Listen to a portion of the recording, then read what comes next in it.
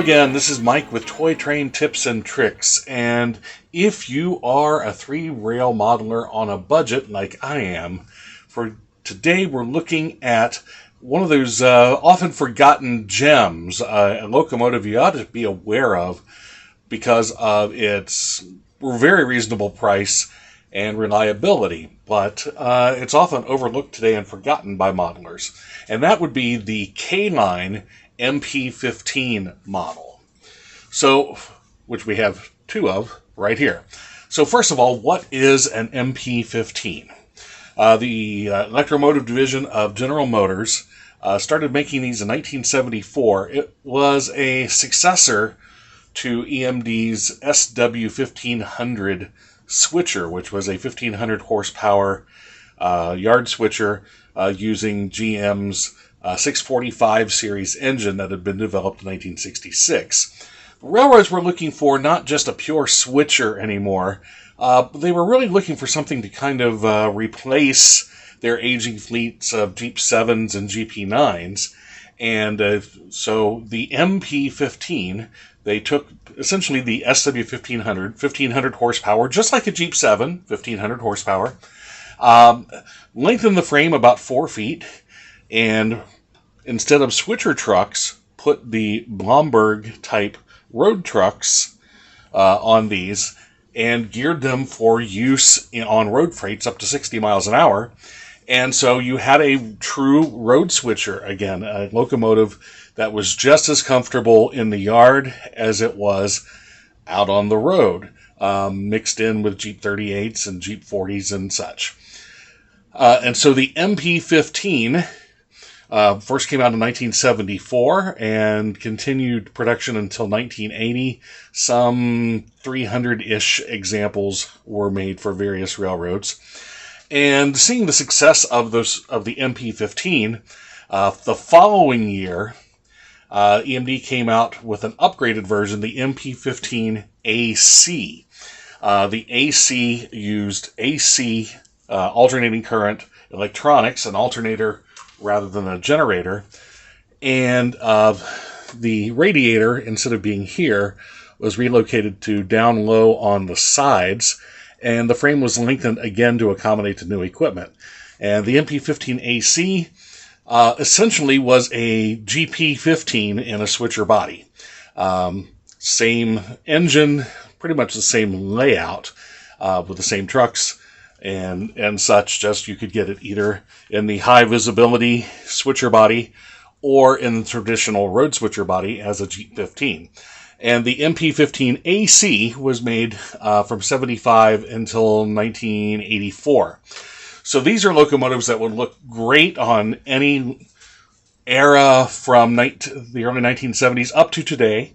Most of the Class 1s had a version of the MP-15 or the MP-15 AC, or the very similar looking SW1500, and also commercial railroads, short lines, industrial roads as well had them. And they could do anything, any service, from switching to road freight. Theoretically, passengers, I don't know that any MP-15s actually ran any passenger routes or commuter routes, but in theory, it could be done. So that's the real MP-15. So what about the K-Line version? So K-Line was originally founded in 1974, and at first their goal was to bring out reissues of post-war items that had disappeared from the Lionel catalog, starting with American Flyer track, adding different types of Lionel track that Lionel hadn't made before, such as 027 profile, 042, 054, 072 diameter curves. Which is nice. It makes my layout possible.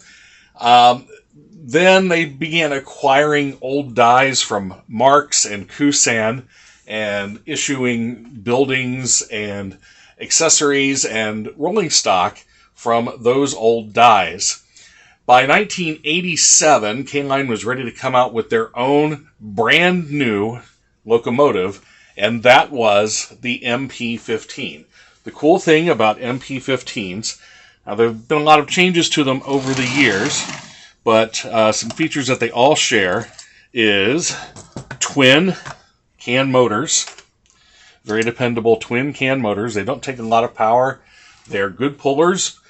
They have what K-Line called quadra grip traction, which means 4 traction tires. 1, 2, 3, 4. So again, they are really good pullers. Die-cast trucks, sheet metal frame, so there's some weight to them as well. So they're very durable. In this case, some metal handrails, and then the stamped steel handrails part of the frame here. Headlights on either end. And some examples had horns. This particular one does not, but some do, and some also have other special effects, such as this one has a strobe.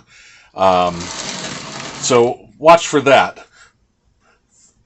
The price on these, this one I just purchased. I received it yesterday from USPS. It came to me. I ordered it on eBay for the outrageous price of $37. Now, I can't guarantee that you'll always find MP-15s for that price, but certainly in the $150 and under range for most models, unless it's a really rare paint scheme or mint never opened out of the box. Most of them you're going to find in the $80 to $100 range. And for a twin-motor die-cast frame locomotive, especially if you can find one of the examples with a horn, that's really reasonable in today's market. So these first came out on the market in 1987, and in 1997, K-Line really shook things up. They had developed what was called the K-Line Collectors Club, the KCC, and this was an idea where you would mail in an annual payment of $35 or $40. You would get a freight car, maybe 2 freight cars. You would get a catalog. You would have the opportunity to buy other items at discount or some exclusive items that weren't open to the general public. In 1997, the KCC went crazy. And for an annual fee of just $45, in addition to the other benefits, instead of a piece of rolling stock, you got this locomotive. I think about it, KCC, K-Line Collectors Club, Kennecott Copper Corporation, KCC, get it? KCC, KCC. So for $45, bargain basement price, you could get this locomotive brand new, plus the other benefits of the K-Line Collectors Club at that time. As a result, the membership in the club skyrocketed, and they made thousands of these. And then membership in the Collectors Club stayed high on succeeding years, and these were still made as late as 1999. They were still available to club members, but at the slightly higher price of $60. This one is not. This one's one of the later versions. The original 1997 versions have a white box right here, a little safety message on the cab. So the 1998 and 99, and I don't know if they were made later than that, versions did not. But with the success of these, K-Line came out with an entire trainload of Kennecott copper rolling stock to go along with the MP-15, and later added several other locomotives to the KCC Kennecott copper line as well. So that was 1997. So here we see changes from there to this model that came out in 2004 as part of the Operation Iraqi Freedom train set of 2004. Now some changes that you'll see.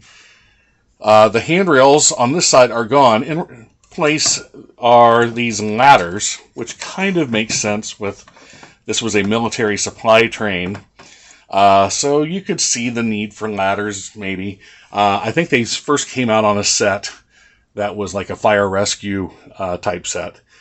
This one also includes a strobe light, which is a cool added animation effect. Most of those in this era did have the horn. This one does not because of the uniqueness of the set. In lieu of having a horn in the locomotive, this set had a sound system in the caboose that made it sound like gunfire. So instead of having beep beep, you had, shoot 'em up coming from another section. of the train when you would hit the horn button. One other change that was made in these later version K-lines, not just this locomotive, but many of their others, is that one knock against the K-lines is with the twin motors, with the can motors, since they drew so little power, they're really speed demons. And so that was really a knock on them, is that they were really too fast to run with many other locomotives. So some modelers would take these apart and rewire the motors so that they would operate in series instead of parallel, which would cut the speed down. So by this time, K-Line decided to do it themselves. And you see there is a switch here on the bottom where you can change the wiring from parallel to series. So K-Line started adding that feature themselves. Also a switch to turn on or off the reversing unit. And that's where they typically are. So again, if you're looking for something dependable, inexpensive, definitely, like I said, you could generally find these. You can find the Kennecott Copper, because there are so many of these. You can generally find these at a show for under $60. Unless it's, again, brand new mint in the box, then you can expect a little more. The other examples, $80 to $100 is reasonable. You'll sometimes see them on eBay for $150 or more. I would pass on those.